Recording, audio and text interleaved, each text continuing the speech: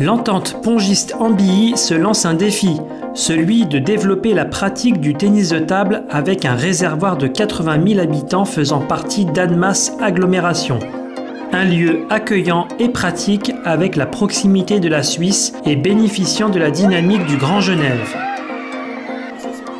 Alors, on est dans une ville, on dit souvent à Ambilly, enfin en tout cas c'est notre slogan, un pont entre nous, parce qu'on crée des ponts avec les autres communes de l'agglomération, on crée des ponts aussi avec Genève de l'autre côté de la frontière, donc il y a aussi des échanges, même dans ce beau sport qu'est le ping-pong, avec la Suisse.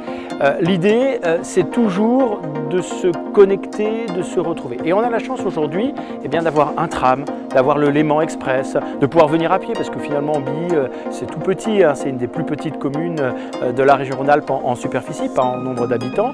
Et donc c'est assez facile de se retrouver. Ambilly, c'est un petit carrefour du sport, on pourrait le dire de cette manière-là. Plaisir, recherche de performance, loisirs pour jeunes et retraités, c'est donc du ping pour tous qui est proposé au sein du club. Alors la finalité, c'est simplement, de mon point de vue, c'est que la société aille mieux. C'est-à-dire que tous les dirigeants sportifs, je pense, ce sont des passionnés et que donc évidemment, ils ont envie de partager cette passion. Et ce que j'espère, c'est simplement que ce soit simplement pour se faire plaisir entre amis, retrouver ses copains, ou alors peut-être détecter un potentiel et l'exploiter à son maximum, puisque c'est ça, si un gamin demain dort avec sa raquette du ping-pong, on doit, nous, en tant que club, lui donner la possibilité d'aller le plus haut possible vers cette passion. Donc c'est simplement, et je pense que si tous les clubs font ça, alors à un moment donné, si les gens font ce qu'ils aiment, forcément dans leur vie, ils vont être mieux dans leur pompe, et puis ils trouveront le sport qui va leur permettre de se valoriser, de se mettre en confiance, et a priori partir avec ce petit avantage dans la vie. Voilà, plaisir ou recherche de performance. Alors pour fidéliser un jeune public, je pense que la priorité c'est de lui procurer du plaisir à travers des jeux ludiques.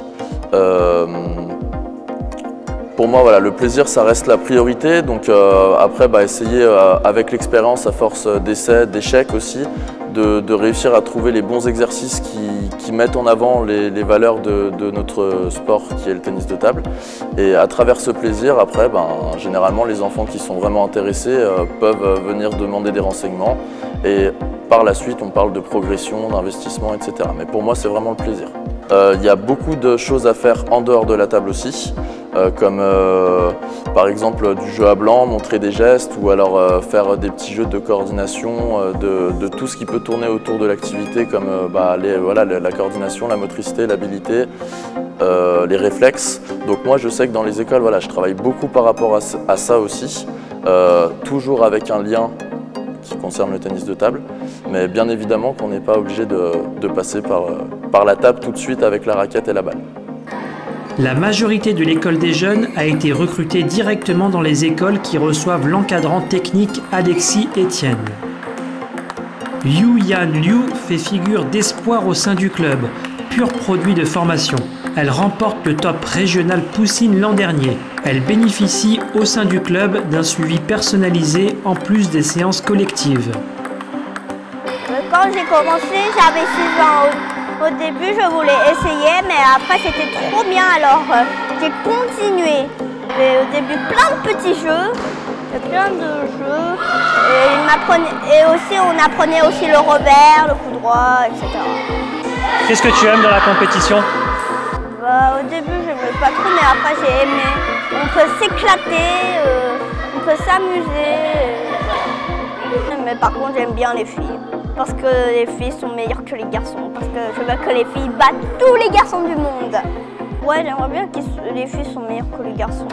Et dès que tu accélères avec le poignet, par contre, ça tu sais faire. Donc là, je te renvoie une deuxième balle. Et ce que je veux, c'est que tu te dégages de la table, que tu te mettes sur la jambe droite et que tu essayes pareil, sur la balle, d'engager vers l'avant. Avec ton corps, toujours le corps. Le bras, c'est pas trop mal. Il faut que tu penses à pas faire l'aile de poulet, là, comme ça. On écarte bien le coude et on essaye d'engager vers l'avant. Ok ? Alors ses forces, je dirais sa concentration. Pour son âge, j'ai rarement vu ça quand même. Elle est très très concentrée et très très appliquée. Ses faiblesses, comme beaucoup de petits, sont mentales. À la table, aujourd'hui en compétition et même à l'entraînement, elle a encore du mal à à se battre quand c'est difficile. Elle déteste perdre, donc ça peut être une qualité, mais il faut trouver le juste milieu et aujourd'hui, elle n'arrive pas encore à se maîtriser. Donc ça, c'est d'un point de vue général. Et après, techniquement, elle a un très très bon revers. Par contre, en coup droit, il y a encore quand même pas mal de choses à travailler. De nombreux vétérans pratiquent le tennis de table au sein du club, dont Jackie Versant, 75 ans, un ogre de 13 participations au championnat du monde vétéran et 12 au championnat d'Europe. Du côté des médailles, il en glane 10 au championnat de France et 3 au championnat du monde, dont une d'or dans le par équipe en 1998 à Manchester. Parce que c'est bien de former des gamins, c'est super, et vraiment c'est le but premier. Mais c'est aussi bien d'avoir derrière toute cette histoire du club et des personnes qui sont encore là aujourd'hui pour la raconter et la faire vivre. Donc c'est vraiment quelque chose qui nous tient à cœur, d'autant plus que ces vétérans obtiennent des très bons résultats sportifs. Jackie, évidemment, on a Jean-François Santaumoro qui a remporté, il me semble, un titre régional en 2019 aussi. Denis qui se qualifie.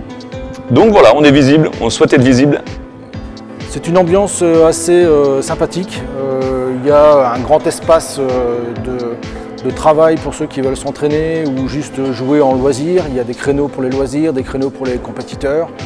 Et tout le monde est content de se retrouver assez régulièrement, c'est ouvert tous les soirs. Et donc il y a une bonne quarantaine de joueurs d'assez bon niveau et chacun peut trouver un partenaire pour s'entraîner assez régulièrement. Et ceux qui veulent faire des exercices, il y a un entraîneur qui fait des entraînements dirigés aussi chaque semaine. Et en compétition, on joue dans le gymnase qui est en bas, on a beaucoup plus de place, beaucoup plus de luminosité. Et tout le monde est content de jouer en billes. C'est un club donc historique de la commune qui a toujours été soutenu, qu'on a soutenu parce qu'il y a des animateurs, des éducateurs aussi de grande qualité, un projet sportif aussi de qualité. Et puis le ping-pong, c'est pas qu'un sport de plage ou un sport de camping, hein. C'est un vrai sport, c'est un sport d'excellence, c'est un sport aussi qui s'illustre aux Jeux Olympiques et c'est un sport auquel on tient beaucoup et par son histoire au niveau mondial, au niveau français, mais aussi par son histoire en billes puisque c'est un des plus vieux clubs. Vous l'aurez compris, petits, moyens et grands, venez prendre plaisir à échanger à l'Entente Pongiste d'Ambilly, lieu où tout le monde y trouve sa place.